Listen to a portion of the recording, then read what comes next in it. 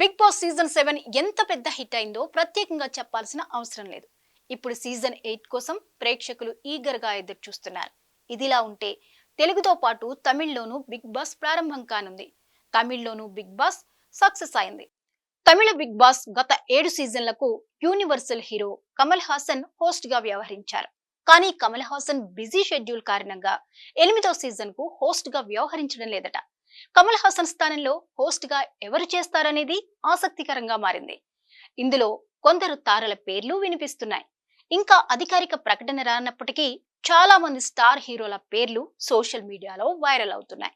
అయితే big boss season 8 కు కొత్తగా lady super star Nayanthara host గా వ్యవహరిస్తారని వినిపిస్తోంది. ఈ టాక్ వైరల్ అవడంతో ఫ్యాన్స్ ఫుల్ ఖుషి అవుతున్నారు. బిగ్ బాస్ తమిళ్ నిర్మాణ సంస్థ ఈ కార్యక్రమాన్ని హోస్ట్ చేయడానికి నయనతారను సంప్రదించిందని టాక్. అయితే ఈ షోని నటుడు విజయ్ సేతుపతి చేస్తున్నారని కూడా ప్రచారం జరుగుతుంది. అలాగే హీరో సూర్య, సింబు పేర్లు కూడా వినిపిస్తున్నాయి.